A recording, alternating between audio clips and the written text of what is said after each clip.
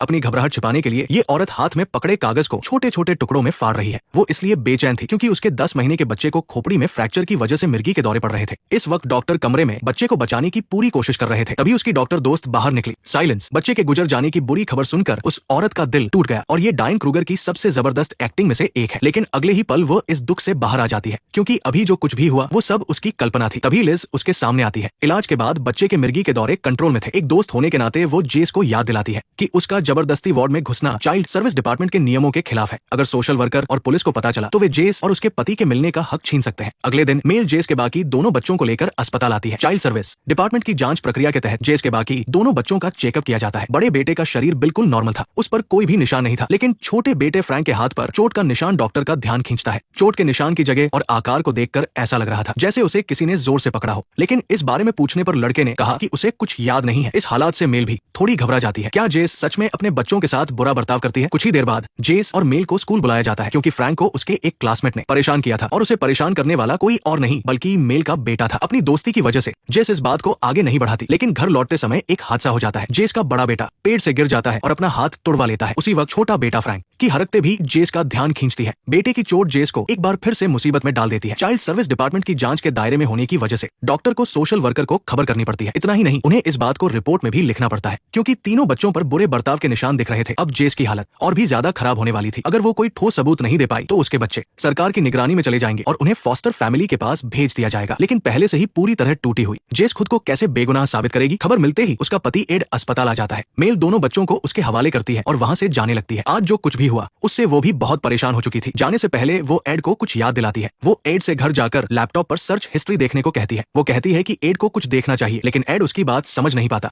वो पूछता है कि इसका क्या मतलब है। तभी जेस की दूसरी दोस्त शार्लेट कमरे में आती है। आज रात वह मेल की जगह दोनों बच्चों का ध्यान रखेगी। एक वकील होने के नाते शार्लेट एड से कहती है कि बच्चों की कस्टडी के लिए उन्हें पहले से तैयारी करनी होगी और ज्यादा से ज्यादा सबूत इकट्ठा करने होंगे। उनकी नजर में जेस का बच्चों के साथ बुरा बर्ताव करना एक सच्चाई बन चुकी थी। उसी वक्त जेस दरवाजे पर खड़ी उन दोनों की बातें सुन लेती है। बहुत सोचने के बाद वो इंटेंसिव केयर यूनिट के दरवाजे पर आती है। अपने बच्चे के लिए वो एक बड़ा खतरा मोल लेने का फैसला करती है। जब कोई नहीं देख रहा होता तो वो चुपके से अपनी बेटी के कमरे में घुस जाती है। वो बच्चे को उठाकर तेजी से कमरे से बाहर निकल जाती है। हमेशा की तरह लिस काम खत्म होने के बाद बच्चे की हालत देखने के लिए वार्ड में आती है। जब उसे बिस्तर पर बच्ची नहीं दिखती तो उसे फौरन किसी अनहोनी का एहसास होता है। ड्यूटी पर मौजूद डॉक्टर से उसे पता चलता है कि आखिरी बार 10 मिनट पहले चेक किया गया था। वो अंदाजा लगाती है कि अगर जिस बच्चे को ले भी गई है तो वो ज्यादा दूर नहीं गई होगी। ये सोचकर वो फौरन अस्पताल से बाहर भागती है। उसी वक्त ड्यूटी पर मौजूद डॉक्टर लिस को फोन कर देता है। कुछ देर ढूंढने के बाद लिस को पार्किंग में जेस दिख जाती है। वो गाड़ी का शीशा खटखटाकर अपनी चिंता जाहिर करती है। बच्चे की हालत इस वक्त बहुत गंभीर है। अगर उसे मिर्गी का दौरा पड़ा और वक्त पर इलाज नहीं मिला तो उसकी जान भी जा सकती है। जब जेस पुलिस को वहां आते हुए देखती है तो वो कार का दरवाजा खोलकर बच्चे को लिस के हवाले कर देती है। आखिर में पुलिस जेस को एक संरक्षण में लिए गए बच्चे को अगवा करने के जुर्म में गिरफ्तार कर लेती है। पुलिस उसे बच्चों के साथ बुरे बर्ताव के जुर्म में सजा दिलवाना चाहती थी, लेकिन पुलिस के लगाए सभी इल्जामों को जेस पूरी तरह से नकार देती है। जब वो अपना जुर्म नहीं कबूलती तो पुलिस एक बहुत मजबूत सबूत पेश करती है। जिस दिन बच्ची को अस्पताल लाया गया था उस सुबह जेस घर के पास वाले एक स्टोर पर बच्चों वाली आइबुप्रोफेन खरीदने गई थी। ये सब दुकान के कैमरे में रिकॉर्ड हो गया था। पुलिस की जानकारी के मुताबिक उसे दवाइयों पर बिल्कुल भी भरोसा नहीं था। यहाँ तक कि घर के किसी भी बच्चे को वैक्सीन भी नहीं लगी थी। तो फिर उस दिन वो दर्द की दवा खरीदने क्यों गई थी और वो दवा किसके लिए थी? सिर्फ इतना ही नहीं, जांच के बाद पुलिस ने ये भी पक्का कर लिया था कि जब वो बाहर गई थी तब घर पर सिर्फ 2 बच्चे अकेले थे। जेस का दवा खरीदने के लिए इतनी जल्दी में बाहर जाना ये बताता है कि उसे पहले से पता था कि कुछ हुआ है और ये दवा तभी इस्तेमाल की जाती है जब बहुत ज्यादा जरूरत हो। भले ही पुलिस ने सबूत पेश कर दिए थे, लेकिन बुरे बर्ताव के इल्जाम को जेस अब भी नकार रही थी। कोई और रास्ता न होने पर पुलिस केस को कोर्ट में पेश कर देती है ताकि जज मौजूदा सबूतों के आधार पर अपना फैसला सुना सके। नेक्स्ट पार्ट देखने के लिए वीडियो को लाइक करो।